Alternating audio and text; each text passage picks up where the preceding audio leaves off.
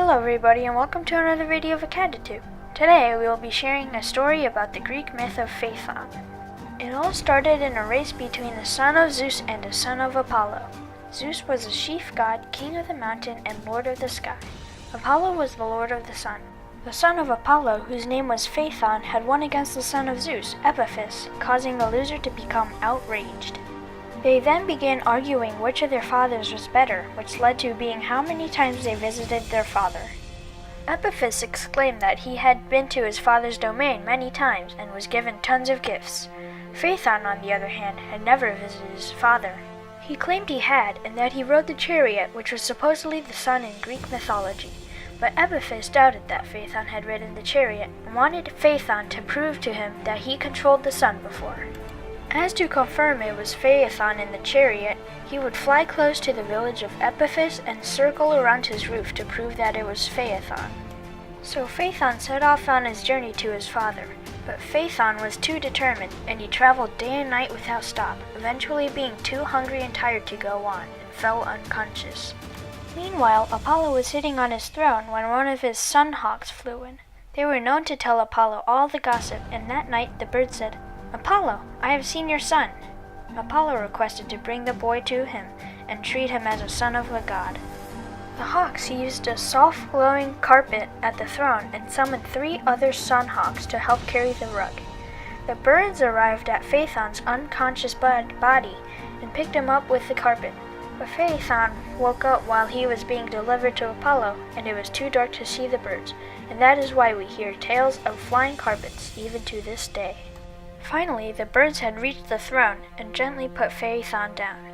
Apollo asked what Phaethon wanted, and Phaethon explained that he wanted to prove to Epiphus that Phaethon had visited his father before. But when Apollo promised he would do anything to help Phaethon prove to Epiphus, Phaethon finally asked to drive the chariot across the sky.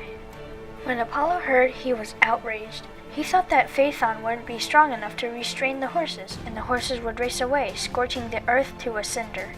He called Phaethon foolish, but he had no choice but to grant his wish. Apollo gave instructions to Phaethon on how to handle and control the chariot and the horses. He warns Phaethon to go the middle way, because if he goes too high, the earth will freeze, and if he goes too low, the earth will burn. And so when Phaethon was ready, Apollo let him go. At first, things were going pretty well, but then Phaethon had a horrible thought. Epiphus will not be able to see who is driving the chariot and would think Phaethon was lying. So Phaethon thought it wouldn't hurt to go down to his village, circle the roof of Epiphus's house 3 times, and go back up. And with that thought, he plunged down to the village. But to his horror, as he was getting closer, trees and roofs nearby were catching fire, and the villagers were screaming while they burned to death. Phaethon tried to go back to the middle route, but the horses were driven mad from the smoke, and the horses galloped higher and higher until the sun was as small as a star. But while on Earth, darkness and cold came. The earth froze and water reservoirs became ice, catching boats in every sea. It snowed everywhere, and it was impossible for everyone to speak.